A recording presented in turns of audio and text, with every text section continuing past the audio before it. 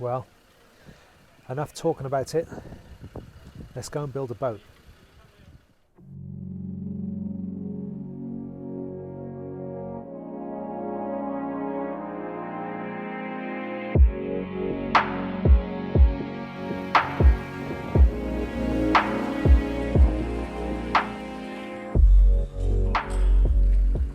Here we are at the boatyard.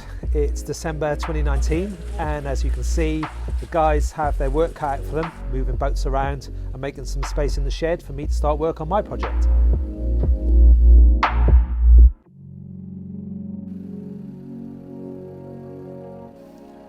The Mayflower 40 that I'm planning on building was actually started quite a few years back, I think in 2012, at Ashley's old boatyard in Devon. But the person who commissioned the build decided to go for a 50-foot version instead, and the components have been sat gathering dust for years. This means that some of the work has been done though, luckily. I've got most of the pieces for the centerline cut, a bunch of the frames, the planking stocks there, and also I've got a mast and some rigging.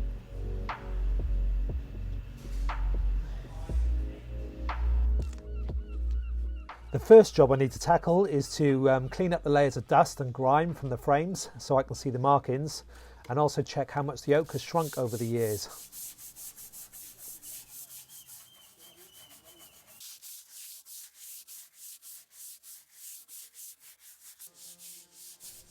Because of the nature of oak, the futtocks that were riveted together have contracted when drying and have left the copper rivets holding them together pretty loose in places. So I'm going to have to go through them one by one and see if I can get them tightened up.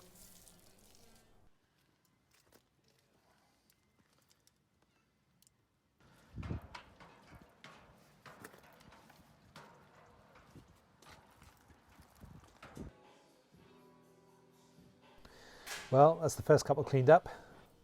Only another 15 frames to go. One of the great things about being at the boatyard is that from time to time, when they're short-handed, you might get asked to help rescue a sailboat that's been blown off its mooring and onto the opposite bank. To be honest, I'll take any excuse to get out on the water.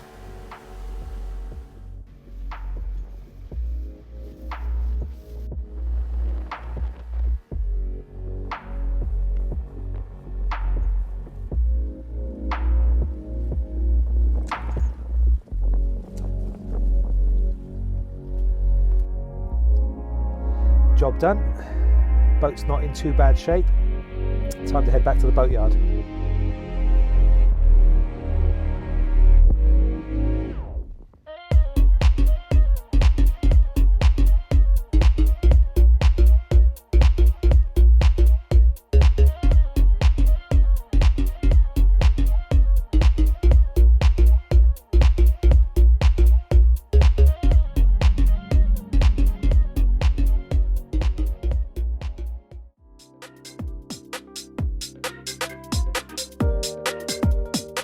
Once I'd cleaned up all the frames, my next job was to figure out how to clamp them tight and sit the head of the copper nails down on a heavy steel bar so I could tighten the rivets.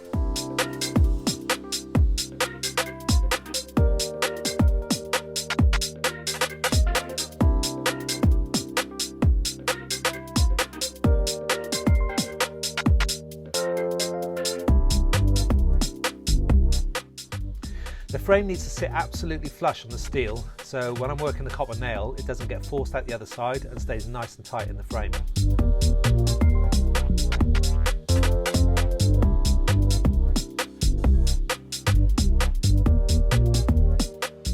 It was pretty tricky trying to get them to balance while I could clamp them on the table.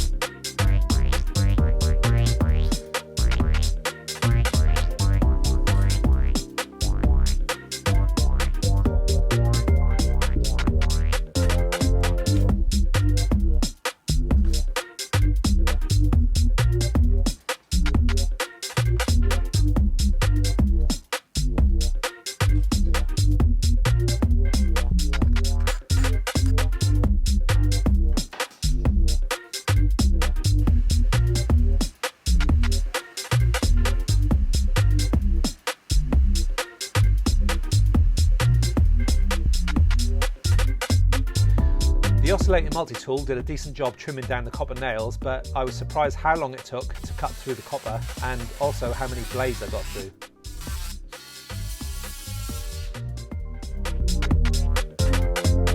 I had to get the ends of the nails down to the new length by cutting off the copper that had been peened over.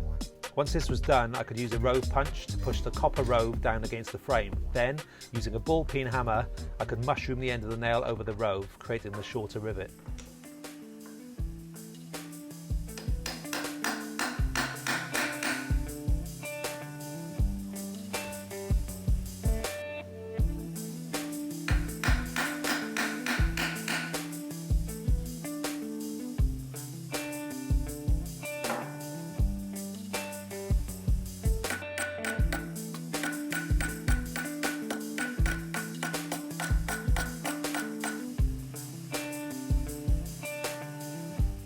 I had to improvise and create a few tools for the job, including embedding a socket into a piece of wood to knock the rove down to make it easier to cut the copper that had been previously peened over.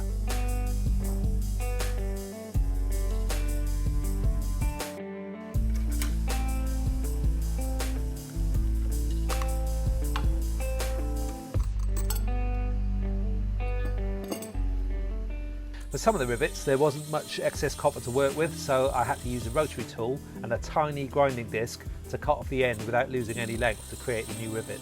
These were a massive pain in the arse as the discs were so brittle and I broke at least one on every single rivet.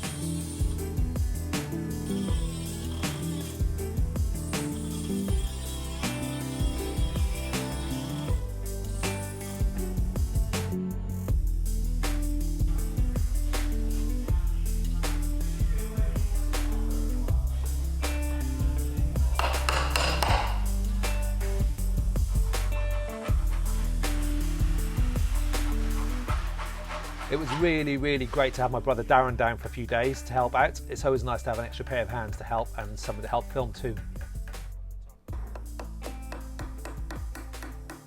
In my next video, I'm going to be cleaning up the keel timbers and all the bits of the centre line. And then I'm planning to build a small lofting floor to check the shapes of the frames and start creating some floor timbers. If you're enjoying these videos and you want me to bring you more, please like and subscribe to the channel and obviously tell as many people as you can. Love to see your comments. I've probably messed stuff up. I'm very likely to miss things, so if there's anything that you particularly want to know or you're interested in, please leave a comment below and I will try and address them in the next video.